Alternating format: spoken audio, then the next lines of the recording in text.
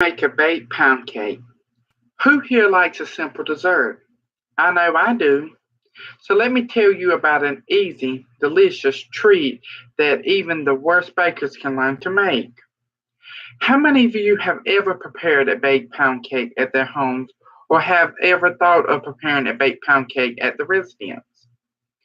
Based on your nonverbal responses that I am receiving at a simple glance at your faces, I can simply conclude that none of you have ever attempted to make a baked pound cake at your home. How many of you have ever tasted a baked pound cake? Now, I would like you to make I would like to make you aware that you incurred a lot of costs when purchasing the already prepared and preserved baked pound cakes at the shops.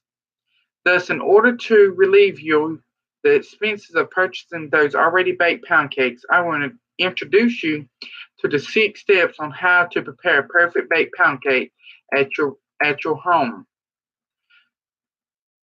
The process of making a baked pound cake involves the following steps: the gathering of the materials and apparatus, creaming of the butter, pounding in the sugar, which explains the name, and addition of eggs, incorporating the dry ingredients, and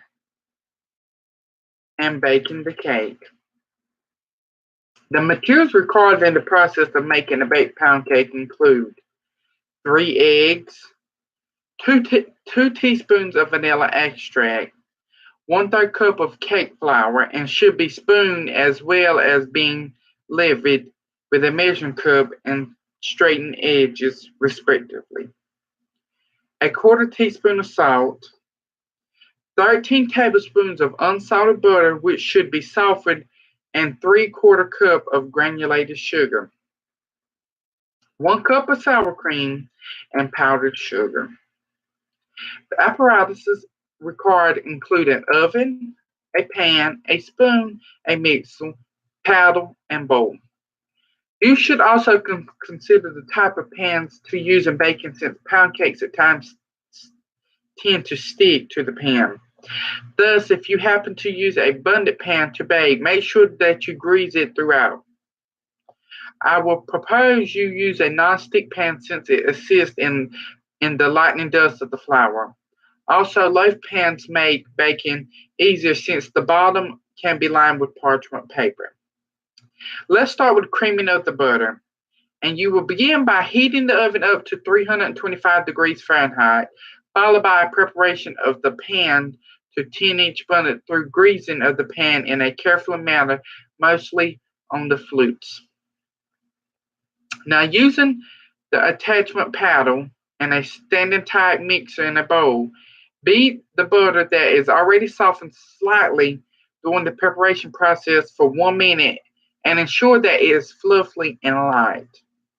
The temperature of the butter is very crucial. It should be maintained at around 70 degrees Celsius, 160 degrees Fahrenheit, in which it will already be firm. Since it is impossible to have a thermometer at home to measure the temperature, you detect the temperature manually through the waxy feeling of the butter when pressing down on it softly, and leads to the formation of slight dents. The next step is beating in the sugar. To the whipped butter, add a little amount of sugar while beating continuously after any addition of the sugar. Beating should continue for a duration of 5 to 6 minutes.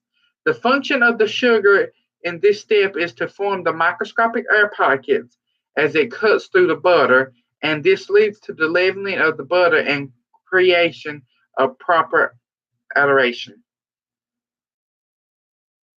Also, you should add the extract or any other flavors at this particular stage. Hence, you shall add the 2 teaspoons of vanilla extract and salt to the leavened butter. However, this step that follows is the addition of eggs. You should break the eggs one by one while adding to the mixture and enhance throughoutly, beating after every addition in order to smoothen the mixture. The eggs contain fat, water, as well as the yolk. Since water and oil are immiscible An emulsifier is required to mix them in order to smoothen the mixture uh, thoroughly. Suspending fat molecules in water. In the process, the yolks act as the emulsifier that eliminates curdles of the mixture. When you observe a slight curdled appearance of the butter after the addition of the eggs, do not be worried since the emulsification process has already been effected, and through the addition of the flour, excess water will be absorbed and the butter will smoothen. Next, you annex the dry ingredients through turning off the mixture slowly. Through turning off the mixer slowly in the mixture. Now add them a little at a time and make sure you mix the dry ingredients together with the mixture until they are completely combined. Then add the sour cream and stir the mixture slowly using the mixer until it is smoothened. You should make sure that there is even distribution of mixture. Then using a spoon, you're going to scoop the batter into an already prepared pan. You also want to make sure you scoop the sides before you scoop it to the prepared pan. Lastly, baking of the cake. You should bake the cake for about 50 to 65 minutes. Testing it with a toothpick, plunge carefully into the center of the mix. Then the pig will come up clean if the inside is baked throughout. Then let the cake remain in the pan for about 10 minutes. Now remove it from the pan and cool it on a rag.